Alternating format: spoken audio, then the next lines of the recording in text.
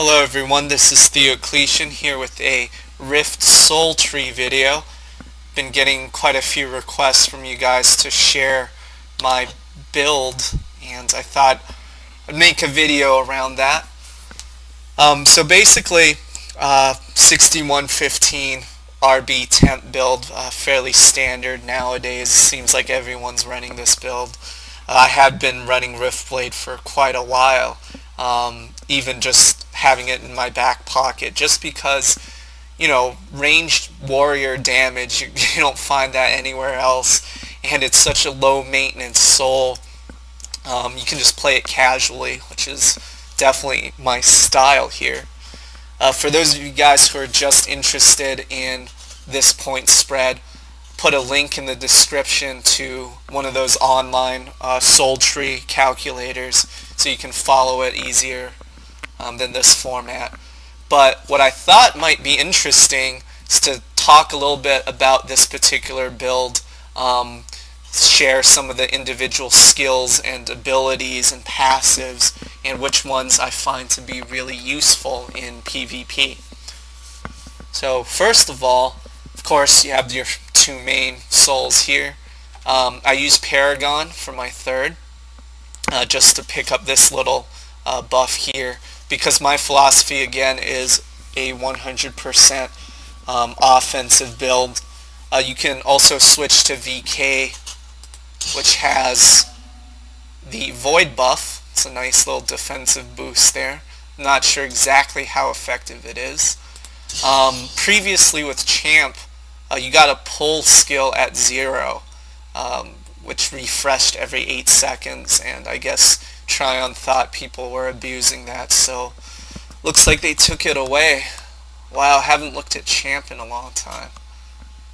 Oh, previously Champ was a great soul to have, and it was a lot of fun running that build around. Melee AoE damage, definitely what a warrior should be doing. But in any case, here we are with the Riftblade Tempest setup. And so again, my overall method of using this soul is, light casual play, AoE damage when the time presents itself. Basically, when you have large crowd-on-crowd situations, you want to use those AoE skills, obviously. And then when you switch to single targets, just trying to focus down people, especially healers.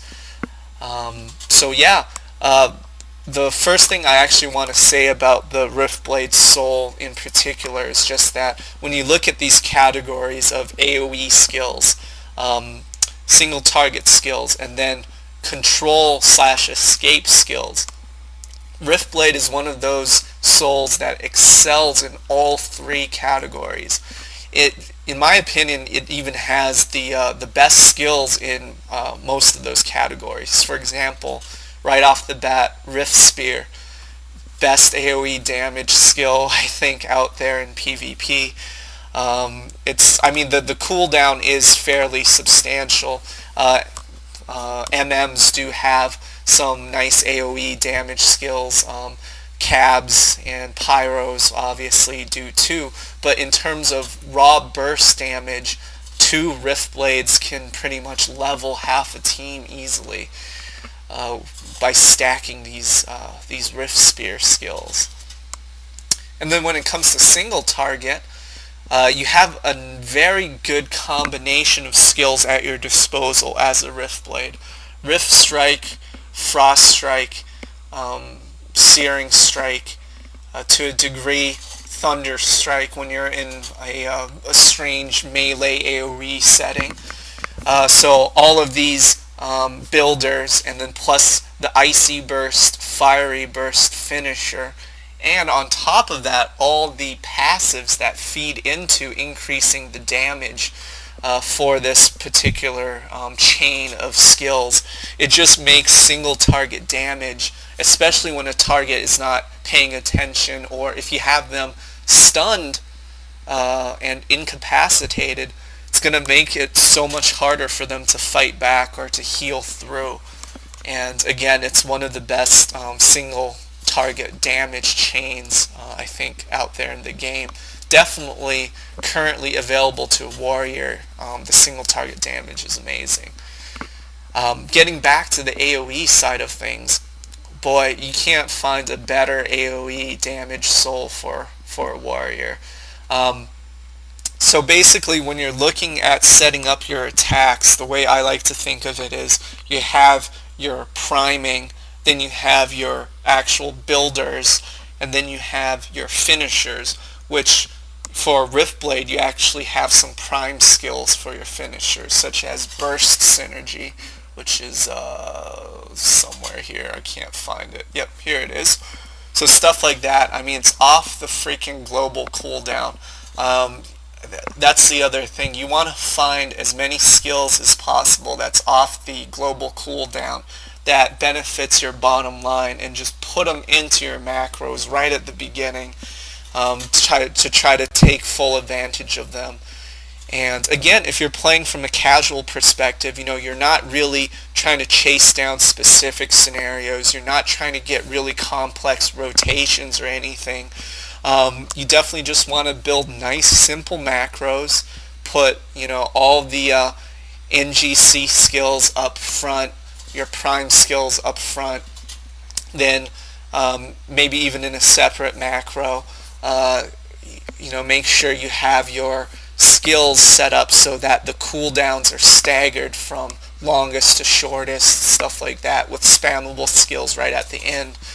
And that's also because, overall philosophy is just the longer cooldown skills typically do the most damage, right? And then you get down to the actual spammable skills, they do the least amount of damage. So it makes sense in that capacity as well. So getting to the third category for Riftblade, which is control/escape. For control, you have Wind Spear, Stone Spear. You have another AoE stun here, Rift Barrage. So with the spear skills, if you pair that with a fork, definitely affect the maximum amount of enemy targets that you can. Riftblade actually turns out to be a very good crowd control soul too, especially as far as warriors are concerned. Probably, again, the best soul that I can think of right now. And on the other side of the control spectrum, when you're talking about escapes, you have Rift Travel, which by itself doesn't sound all that great. Let's see, where is it up here? It's somewhere up here. Oh, well, I can't really find it right now, but you definitely do have it, and it's just a teleport. It's a target-based teleport, selectable target on the ground. And the great thing with that is, so you're trying to run away from someone, and maybe you're not getting all the way out, and they're still attacking you. Just keep on DPSing, and this skill will refresh Rift Walk for you. Granted that you're lucky and you actually trigger it. So then you'll be able to escape. Or you can always Rift Walk first to an enemy that's on the outskirts of the battle that you want to get away from, so you Rift Walk to him and then keep on going with Rift Travel, and hopefully by then your healer would have picked you up and then you can go back in. Riftblade, in that sense, it has fairly good survivability for this particular setup, which is 100% offensive. You can get out of hairy situations fairly well as long as you don't get chain CC'd, which, under those circumstances, not a lot of people can survive without a healer focusing on you. But yeah, you can get out of a lot of situations. Plus, you can always just hang out back and do some range damage until an opportunity presents itself for you to go in and do some single target damage or chase kills or stuff like that.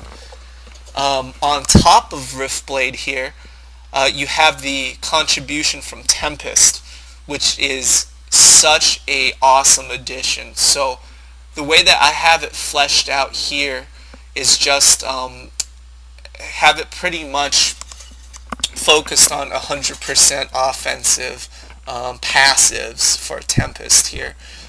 This is nice. Long range training is pretty nice too, but I think for my purposes, having amped for shock pulse, that's a definite. You definitely want to get that. Shock pulse is a great spammable skill for you, range skill, in between your spear rotations. And this nice little bonus, it's definitely goes a long way. And then here, 10% increase in damage, a 10% increase in strength. You just can't pass that up. It's really nice. Though, if you really do want to just stay on the outskirts, which I don't recommend for a Riftblade, pretty much you want to be front lines just because again, when the opportunity presents itself, you want to be able to just go right in and just single target healers and squishy people like that. But the long range training passive is fairly nice to have, I have to admit. 1 additional meter range, and then on top of that, 1% damage for each point spent here. And again, with Tempest, you get some nice buffs too. Empowered. It's definitely very useful.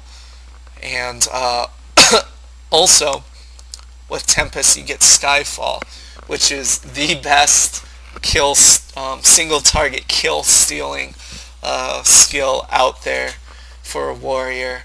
I've stolen so many kills with this. I mean, a lot of times, I do most of the damage, but right then when they're about to die, just hit them with Skyfall.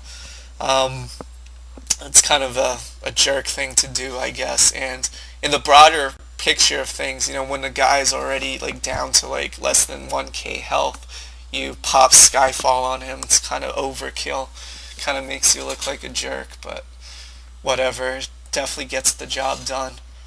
So again, overall, with this particular build, you want to make your macros set up in those 3 different categories that I talked about: the AoE, the single target, and the controls / escapes. So you can actually see that here in my layout. Have my prime skill here for AoE, then my AoE damage, which these graphics are all old. Back in the day, Stone Spear and Wind Spear were actual AoE damage skills, and they were really nice to have, but they changed it to control.